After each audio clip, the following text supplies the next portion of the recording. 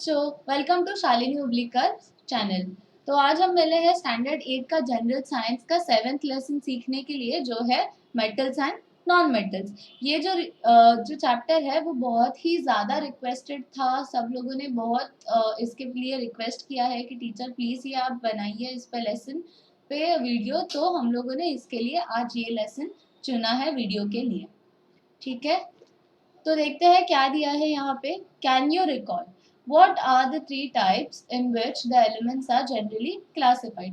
तो ऐसे कौन से 3 टाइप्स है जिसमें एलिमेंट्स को हम लोग क्लासिफाई कर सकते हैं, वो यहाँ पे पूछा गया है। What are the metals and non-metals that we use in everyday life?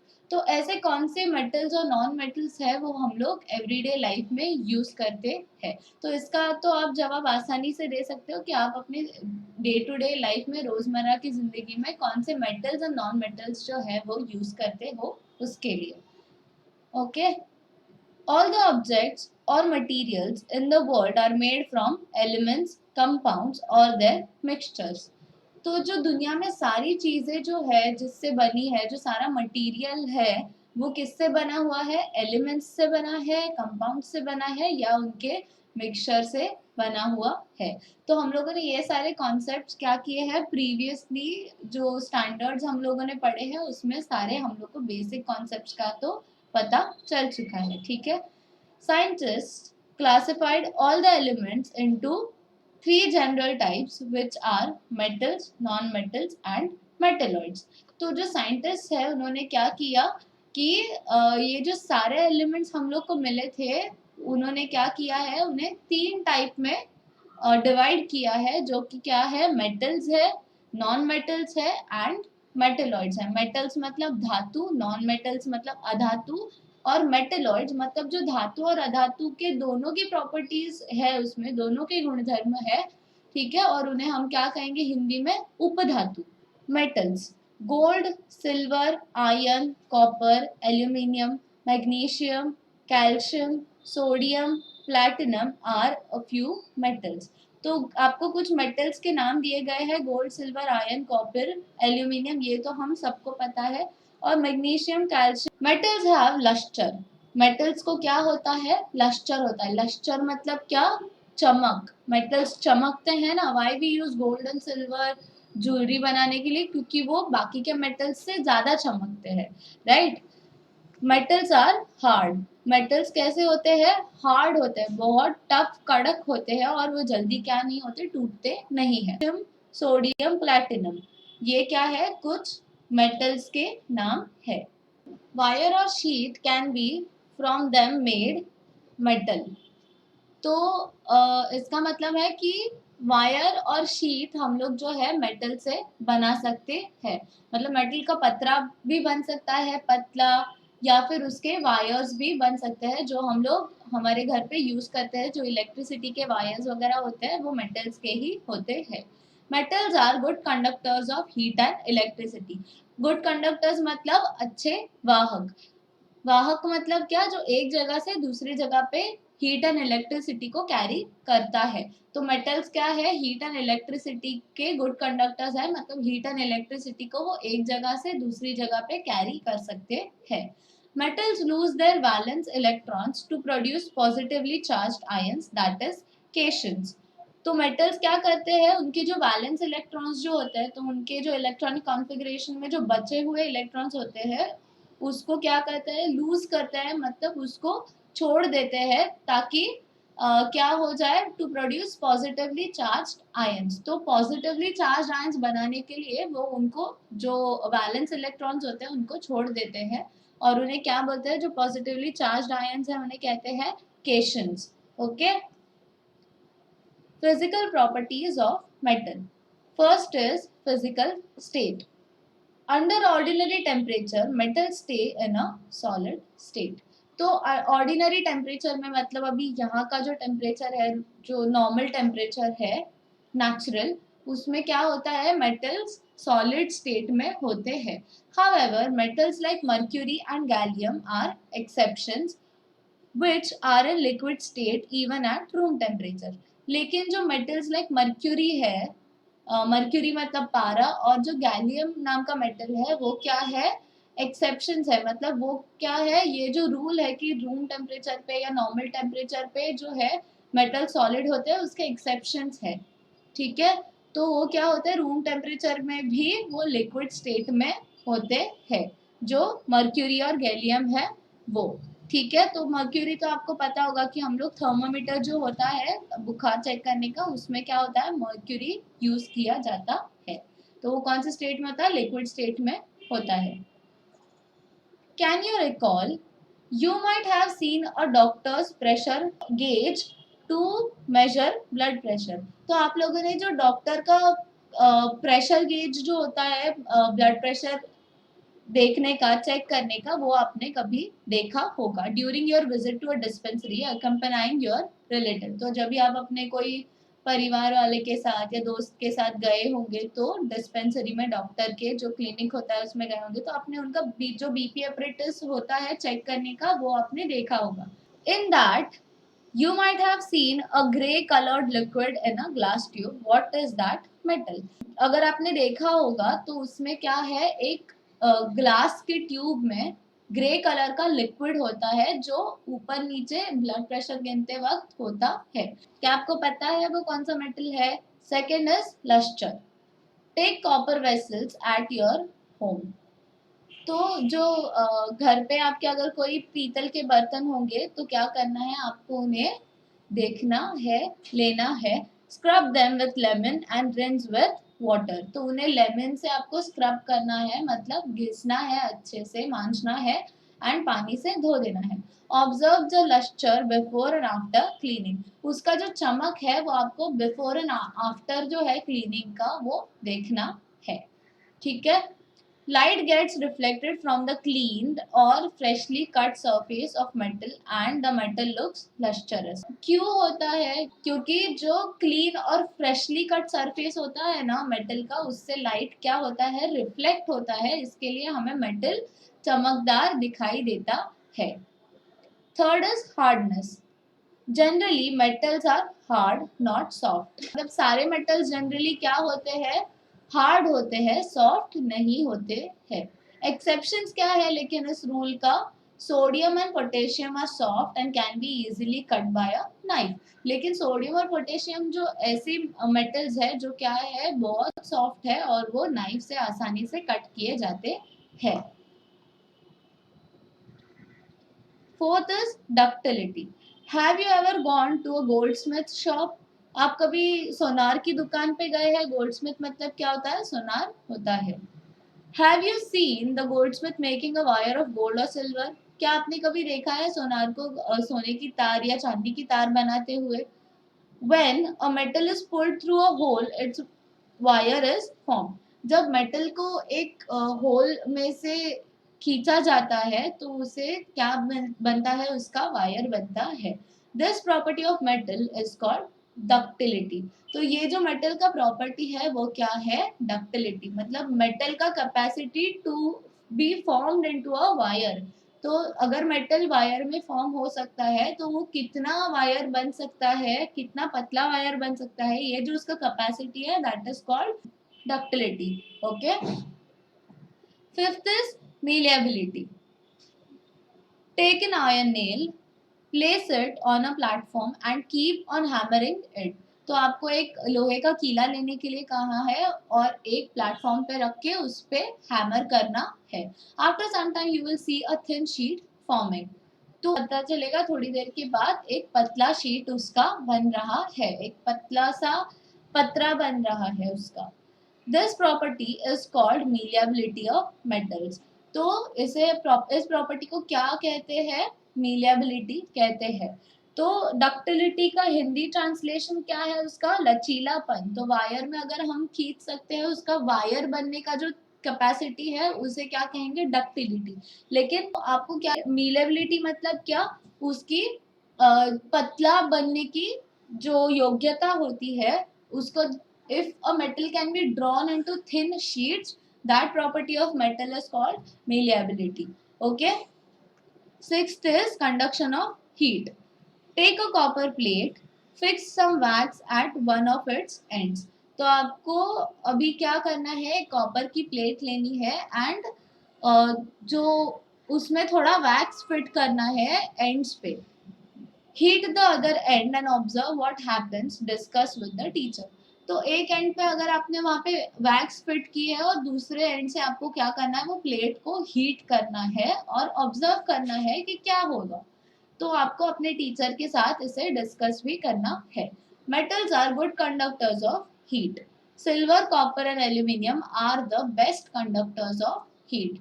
तो क्या होता है, मेटल्स क्या है, are good conductors of heat, मतलब जो गर्मी होता है, जो हीट होता है, उसका अच्छा वाहक है। ठीक है, वो एक जगह से दूसरी जगह पे मेटल हीट कैरी कर सकते हैं, लेकिन सबसे ज्यादा बेस्ट कंडक्टर्स कौन से हैं हीट के, silver, copper and aluminium.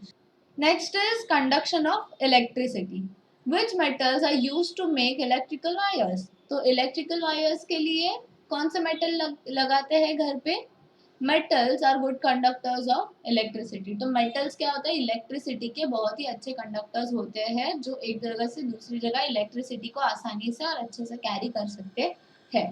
Lead is an exception which is neither a good conductor of heat nor a good conductor of electricity।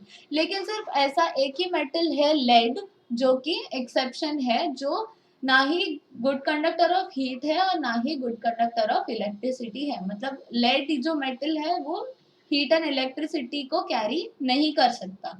ठीक है, ये याद रखना, ये आपको शायद ऑब्जेक्टिव्स में पूछा जाएगा, और ये जो है आपको ब्रीफ क्वेश्चंस के लिए शायद पूछा जा सकता है। ये जो प्रॉपर्टीज ऑफ मेटल है ना, हम लोग फिजिकल प्रॉपर्टीज देख रहे हैं, वो आपको शायद ब्रीफ के लिए पूछ सकते हैं, तो आप जरूर याद रखना है सब। Next is density. Metals have high density. Sodium, potassium and lithium are exceptions, having lower density than water. तो metals का जनरली क्या होता है, हायर डेंसिटी होता है। डेंसिटी मतलब क्या, उसकी जो घनता होती है वो काफी ज्यादा होती है, लेकिन उसमें एक्सेप्शंस कौन कौन है, सोडियम, पोटेशियम एंड लिथियम। ये जो तीन मेटल्स है वो उसमें एक्सेप्शंस है, जिनकी डेंसिटी पानी से भी कम है। The density of lithium is only 0.53 gram per cc। तो जो लिथियम का डेंसिटी है वो 0.53 ग्राम पर सीसी इतना ही है। Ninth is melting point and boiling point. तो ये क्या है, मेल्टिंग पॉइंट और बॉइलिंग पॉइंट दो अलग अलग चीजें हैं। Melting point is the point जहाँ पे वो क्या होता है, मेटल मेल्ट होता है। Boiling point is the point जहाँ पे मेटल बॉइल होता है।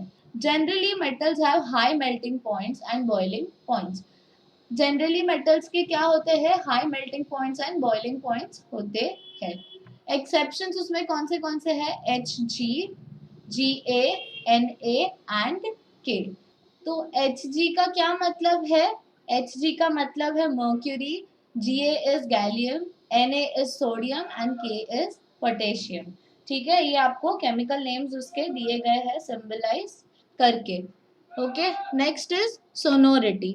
सोनोरिटी मतलब क्या होता है, सोनोरिटी मतलब मेटल का जो गूंजने का जो कैपेसिटी होता है वो होता है सोनोरिटी। ओके, या उसका सुरीलापन। What is the metal that your school bell is made of? तो आपका जो स्कूल का बेल है वो कौन से मेटल का बना हुआ होता है। How does a bell is function? तो बेल कैसे फंक्शन करता है, ये आपको पूछा है। Metals are sonorous. तो मेटल में क्या होती है, गूंज होती है। जब भी आप एक कोई भी चीज से मेटल को हिट करोगे तो आपको उसकी गूंज सुनाई देगी, उसमें से आवाज आएगी। They produce sound on striking. जो मैंने आपको अभी अभी बताया कि आप अगर उससे कोई भी चीज से स्ट्राइक करोगे, हिट करोगे, मारोगे, तो क्या होगा, आपको एक गूंज सुनाई देगी। तो वो उसका जो गूंजने का कैपेसिटी होता है मेटल का, उसे हम क्या कहते हैं, सोनोरिटी कहते हैं। ठीक है, तो ये हो गया मेटल्स के बारे में। अब हम पढ़ेंगे नॉन मेटल्स के बारे में। Carbon, sulphur, phosphorus are a few non metals. तो जो कार्बन, सल्फर और फॉस्फोरस है ये कुछ नॉन मेटल्स के एग्जांपल्स है। जनरली non metals are brittle and non lustrous. तो नॉन मेटल्स जनरली क्या होते हैं, ब्रिटल होते हैं। ब्रिटल होते हैं मतलब उसको मराठी में हम कहते हैं ठिसूल, या फिर हिंदी में क्या कहेंगे, उसकी भंगुरता। मतलब टूटता जो बहुत आसानी से है वो, जैसे चॉक इज ब्रिटल, तो क्या होता है, बहुत आसानी से टूटता है, भंग हो जाता है, ठीक है। एंड नॉन लस्टरस मतलब जिसमें चमक नहीं है। Physical properties of non metals, तो आपको नॉन मेटल्स का भी फिजिकल प्रॉपर्टी के लिए शॉर्ट नोट आ सकता है या ब्रीफ क्वेश्चन आ सकता है, आप ये ध्यान से समझिएगा। First is physical state, at ordinary temperature non metal occur as solids, liquids and gases. तो ऑर्डिनरी टेम्परेचर पे नॉन मेटल सॉलिड, लिक्विड या गैसियस स्टेट में पाए जाते हैं। नॉन मेटल्स का एग्जाम्पल क्या दिया गया है आपको, सॉलिड का CsP, C मतलब कार्बन, S मतलब सल्फर एंड P मतलब फॉस्फोरस। फिर लिक्विड का एग्जाम्पल आपको दिया गया है Br2, तो Br2 क्या है, Br मतलब ब्रोमीन। गैसेस का एग्जाम्पल दिया है H2, N2 एंड O2, तो हाइड्रोजन, नाइट्रोजन एंड ऑक्सीजन, ठीक है। Next is luster. Non-metals do not have luster except diamond and iodine crystals. तो जो नॉन मेटल्स है उसमें क्या होती है, चमक नहीं होती, लेकिन उसमें एक्सेप्शंस कौन से है, डायमंड है एंड आयोडीन के जो क्रिस्टल्स होते हैं वो है। तो डायमंड तो सबको पता है कि कितना चमकदार होता है, कि अंधेरे में भी देखो तो डायमंड क्या होता है, चमकता है, ठीक है। और आयोडीन के क्रिस्टल्स ये क्या होता है, लस्टरस होता है, और बाकी सारे नॉन मेटल्स क्या होते हैं, नॉन लस्टरस होते हैं, उसमें कोई चमक नहीं होती। Some non-metals are colorless while others have different colors. कुछ कुछ colorless होते हैं जैसे वापस डायमंड, एंड कुछ कुछ में कलर होता है। What is the color of a carbon in form of a coal? तो कार्बन का कलर कोल के फॉर्म में क्या होता है, आपको तो पता होगा कि कोल कैसा होता है, कोल मतलब कोयला, तो कोयला कैसा होता है, काला होता है। तो वैसे ही कार्बन का कलर क्या होगा कोयले में, black, right. Sulphur is yellow and bromine is brown, तो सल्फर येलो होता है और ब्रोमीन क्या होता है, ब्राउन होता है।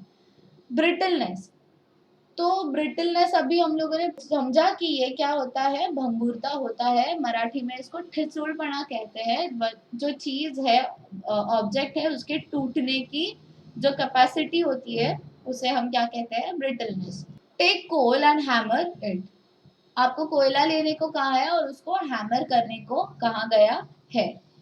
See what happens to it, और उसे क्या होगा ये भी आपको पूछा गया है।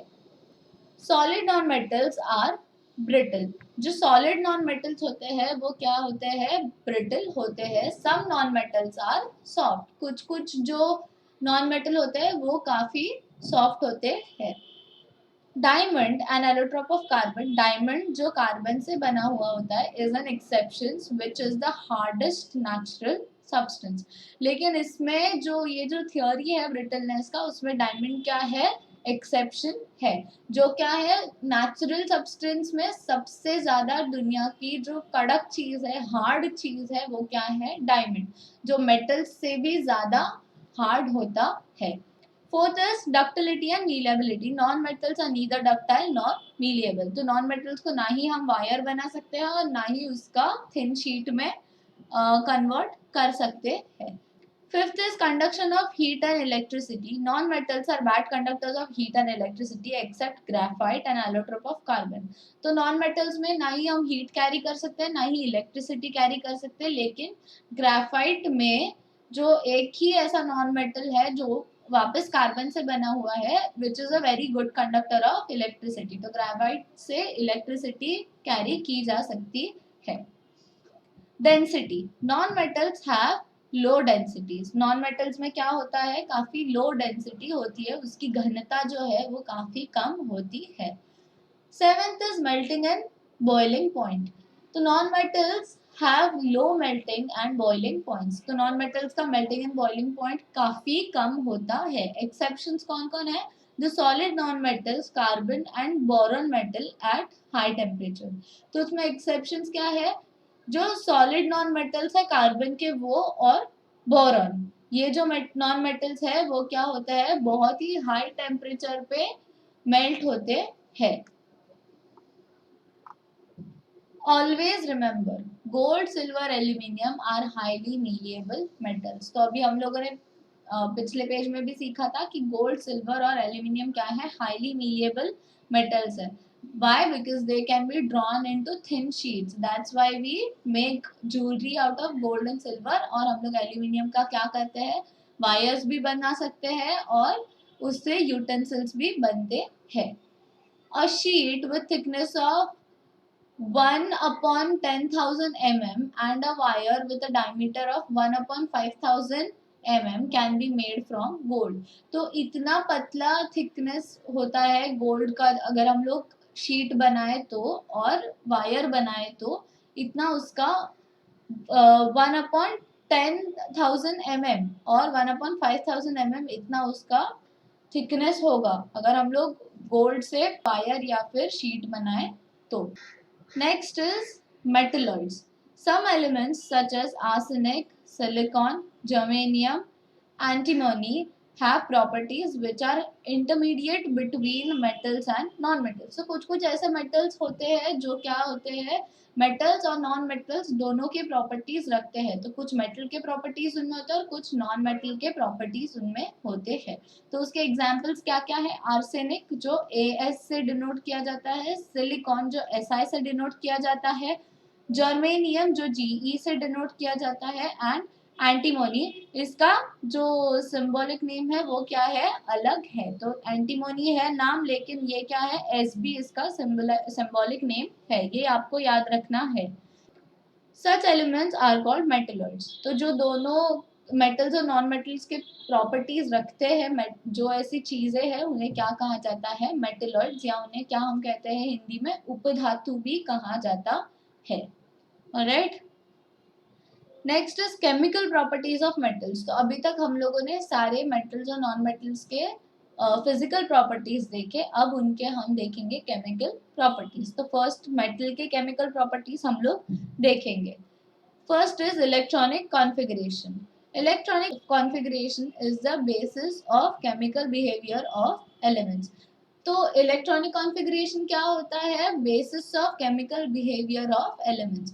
तो जो एलिमेंट्स है वो एक दूसरे को कैसे रिएक्ट करेंगे, ये क्या है, कैसे डिसाइड होता है, उसके इलेक्ट्रॉनिक कॉन्फ़िगरेशन के ऊपर से डिसाइड होगा कि वो कैसे एक दूसरे को रिएक्ट करेंगे।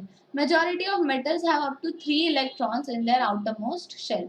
ज़्यादा से ज़्यादा मेटल्स का क्या होता है, उसके आउटर मोस्ट शेल में सिर्फ 3 इलेक्ट्रॉन, मतलब 3 इलेक्ट्रॉन तक होता है। किसी का 1 होगा, किसी का 2 होगा, लेकिन किसी का 3 हो सकता है, लेकिन 3 से ज़्यादा बहुत कम पाए जाते हैं जिसके आउटर शेल में हो। तो आपको यहाँ पे कुछ एग्जाम्पल्स दिए गए हैं, मेटल्स के नाम है, एटॉमिक नंबर्स एंड उनके इलेक्ट्रॉनिक कॉन्फ़िगरेशन है। तो हम लोगों ने पिछले साल ऑब्वियसली सीखा है कि इलेक्ट्रॉनिक कॉन्फ़िगरेशन कैसे किया जाता है। जो फर्स्ट सर्कल में पहले न्यूक्लियस, फिर उसके बाद फर्स्ट ऑर्बिट होता है, फर्स्ट ऑर्बिट में सिर्फ 2 का कैपेसिटी होता है, देन सेकेंड ऑर्बिट में 8 का कैपेसिटी होता है, थर्ड ऑर्बिट में 8 का कैपेसिटी होता है। तो फर्स्ट इज सोडियम, Na है, तो उसका इलेक्ट्रॉनिक ये जो है केमिकल नेम क्या है उसका, Na है, सोडियम है, तो उसका एटॉमिक नंबर इज 11। आपको यहाँ पे दिया गया है, देखिए एटॉमिक नंबर साइड में, और यहाँ पे भी अगले कॉलम में दिया गया है। तो इसका कॉन्फ़िगरेशन कैसे होगा, 11 को हम लोग को अगर 3 ऑर्बिट में डिवाइड करना है तो फर्स्ट ऑर्बिट में 2, फिर उसकी कैपेसिटी पूरी हो जाती है, सेकेंड ऑर्बिट में 8, वहाँ पे उसकी कैपेसिटी पूरी हो जाती है, और थर्ड ऑर्बिट में 8 हम लोग कैपेसिटी है, लेकिन हम लोग का बचा कितना है, सिर्फ 1, एक ही बचा हुआ है। तो इसका कॉन्फ़िगरेशन क्या हो गया, 2 8 1। ऑलराइट, नेक्स्ट इज मैग्नीशियम, जिसको हम लोग Mg लेटर्स से डिनोट करते हैं, capital M and small g। इसका एटॉमिक नंबर इज 12, और 12 को हम लोग को सेम तरीके से बांटना है, first orbit 2, second orbit 8, third orbit में कितने बचे हैं, सिर्फ 2 बचे हुए हैं। थर्ड इज एल्यूमिनियम, जिसका एटॉमिक नंबर क्या है, 13 है, और उसका कॉन्फ़िगरेशन क्या है, 2 8 एंड 3। तो यहाँ पे हम लोगों ने क्या देखा कि ज़्यादा से ज़्यादा मेटल का आउटर मोस्ट शेल में कितने होते हैं, तकरीबन 3 इलेक्ट्रॉन तक बैठते हैं आउटर मोस्ट शेल में। Next is formation of ions. Metal have a tendency to lose their valence electrons to form positively charged ions, that is cations. तो मेटल्स का क्या टेंडेंसी होता है? To lose their valence electrons. Valence electrons का क्या मतलब है? Valence electrons मतलब जो बचे हुए आउटर मोस्ट शेल के इलेक्ट्रॉन्स है ना, अगर समझो ये जो फॉर एग्जाम्पल हम लोग लेते हैं कि अगर सोडियम का जो थर्ड ऑर्बिट का कैपेसिटी है दैट इज 8, लेकिन यहाँ पे सिर्फ एक ही बचा हुआ है. अगर यहाँ पे 8 के 8 होते पूरे भरे हुए तो क्या होता? वो वैलेंस इलेक्ट्रॉन नहीं होता. लेकिन ये सिर्फ एक ही बचा है और इसके जो बाकी के जो जगह है ऑर्बिट में वो सारी खाली है. तो this is only one left. तो ये क्या हो गया? इसका वैलेंस इलेक्ट्रॉन्स. ठीक है, जो ऑर्बिट में अगर सिर्फ कम इलेक्ट्रॉन्स है उसके कैपेसिटी से तो वो क्या होते हैं? वैलेंस इलेक्ट्रॉन्स होते हैं. आई होप आपको समझ में आ रहा है. It's a little bit tricky but very interesting. अगर आप समझ जाओगे तो फिर आपको अच्छे मार्क्स जरूर मिलेंगे. ऑलराइट, तो उसकी टेंडेंसी क्या होती है? वैलेंस इलेक्ट्रॉन्स लूज करने की टेंडेंसी होती है मेटल्स की. क्यों? क्योंकि वो पॉजिटिव चार्ज आयंस बना सके और उसे हम क्या कहेंगे? पॉजिटिवली चार्ज आयंस को हम लोग कहेंगे केशंस. ठीक है, तो इसमें क्या किया है? देखिए, सोडियम है 281 उसका कॉन्फ़िगरेशन है. 2 और 8 ये दोनों ऑर्बिट कैसे है? फुल है, लेकिन बचा हुआ जो एक इलेक्ट्रॉन है उसको एलिमिनेट कर दिया, इसने लूज किया है सोडियम ने. तो आपको क्या मिला? यहाँ पे पॉजिटिव चार्ज्ड आयन मिला, मतलब ये जो है केशन बन गया. तो सोडियम आयन कितना हुआ? 2 and 8 कॉन्फ़िगरेशन का हुआ. सिर्फ 10 ही उसमें इलेक्ट्रॉन्स है और एक उसने क्या किया? लूज किया है. ये जो है मैग्नीशियम, ये भी वैसे ही हुआ है. इसके जो 2 इलेक्ट्रॉन्स है इसने लूज किए हैं और इसमें क्या आया है? पॉजिटिव चार्ज आया है. तो जितने इलेक्ट्रॉन्स लूज किए हैं उतने उसमें प्लस साइन आया है. तो देखिए, सोडियम ने सिर्फ 1 इलेक्ट्रॉन को लूज किया है तो एक प्लस साइन है. मैग्नीशियम ने 2 इलेक्ट्रॉन को लूज किया है तो 2 साइंस है. और एल्यूमिनियम का यहाँ पे देखिए 3 इलेक्ट्रॉन लूज कर रहा है जो आउटर मोस्ट शेल में थे, इसके लिए यहाँ पे 3 प्लस साइन बनाए हुए हैं. Next is reaction with oxygen. तो मेटल्स ऑक्सीजन के साथ कैसे रिएक्ट करते हैं वो हम यहाँ पे सीखेंगे. Metals combine with oxygen to form their oxides. तो मेटल ऑक्सीजन के साथ कंबाइन होके क्या होता है? उनका ऑक्साइड तैयार होता है. तो metal plus oxygen is equal to metal oxide. तो मेटल प्लस ऑक्सीजन अगर हम लोग उसको मिक्स करेंगे, अगर हम लोग उसका कंपाउंड बनाएंगे तो उसका प्रोडक्ट क्या होगा? मेटल ऑक्साइड ये प्रोडक्ट होगा.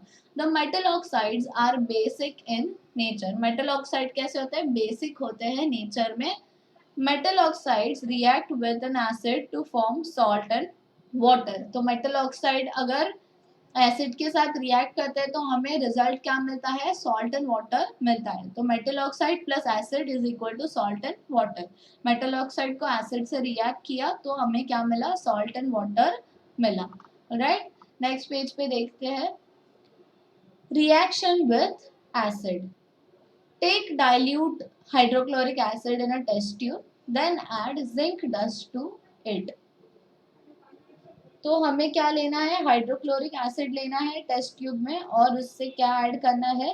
जिंक डस्ट ऐड करना है.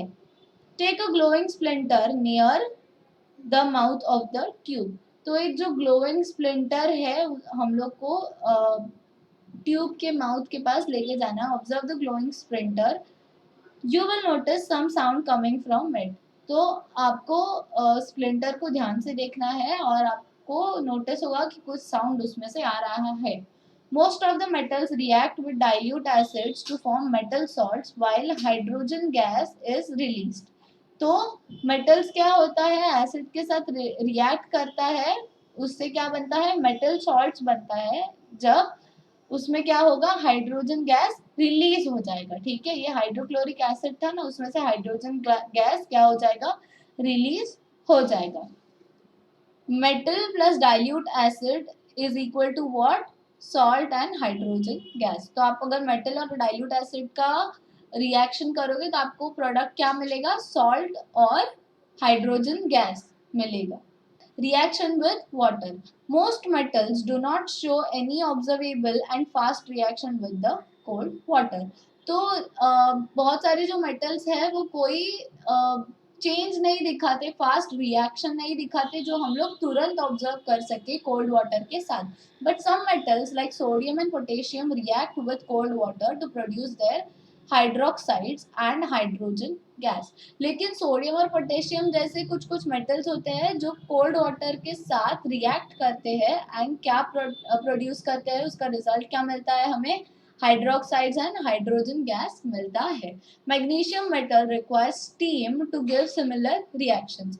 तो सोडियम और पोटेशियम को क्या हम लोग को रिएक्ट करना है किससे, कोल्ड वाटर से हम लोग उसको रिएक्ट कर सकते हैं to get hydroxides and hydrogen gas. लेकिन मैग्नीशियम को अगर सेम रिएक्शन चाहिए, हम लोग को सेम रिजल्ट चाहिए, तो हमें उसको स्टीम से रिएक्ट करना होगा. तो मैग्नीशियम को स्टीम से रिएक्ट करोगे तो क्या मिलेगा आपको, हाइड्रोक्साइड्स एंड हाइड्रोजन गैस मिलेगा. ऑलराइट, तो अभी हम लोग ने कवर किया है केमिकल प्रॉपर्टीज ऑफ मेटल. ये वीडियो ऑलरेडी काफी लंबा हो चुका है, तो हम लोग का ये होगा फर्स्ट पार्ट, और हम लोग कल जो है अगली वीडियो में स्टार्ट करेंगे chemical properties of non metals से. ठीक है, आई होप आपको ये जो है समझ में आ चुका होगा, और अगला पार्ट देखने से पहले ये पार्ट अच्छे से समझना बहुत ही जरूरी है. अगर आप properties of metals and non metals miss कर जाओगे तो आपको केमिकल प्रॉपर्टीज या फिर उसके ऊपर से जो भी एग्जांपल्स दिए हैं आगे, वो सब आपको समझ में अच्छे से नहीं आएंगे. ठीक है, इसके लिए हम लोग क्या करेंगे, अभी यहीं पे रुकेंगे. अगर आपको कुछ समझ नहीं आएगा तो वीडियो आप रिवाइंड कर करके देखिए. आप जितनी बार देखोगे उतना अच्छे से आपके दिमाग में वो जाएगा, उतनी आपकी अंडरस्टैंडिंग बढ़ेगी. और अगर कुछ डाउट है आपको फिर भी, तो आप मुझे कमेंट बॉक्स में ज़रूर पूछिएगा, मैं ज़रूर आपके सारे डाउट्स दूर कर दूंगी. तो मिलेंगे हम अगले वीडियो में. आप वीडियो को लाइक शेयर और सब्सक्राइब करना बिल्कुल मत भूलना. और अगर ऐसी ही आपकी कोई दूसरी वीडियो की रिक्वेस्ट होगी तो उसे आप कमेंट बॉक्स में ड्रॉप कर देना. हम लोग जल्दी से जल्दी वो टॉपिक पे भी, वो सब्जेक्ट पे भी वीडियो बनाएंगे. नोटिफिकेशन का आइकॉन अगर आपने टैप नहीं किया है, बेल आइकॉन, तो उसे ऑन कर दीजिएगा ताकि आपकी कोई भी नोटिफिकेशन मिस ना हो. तो मिलेंगे अगली वीडियो में, तब तक के लिए bye bye, stay home stay safe.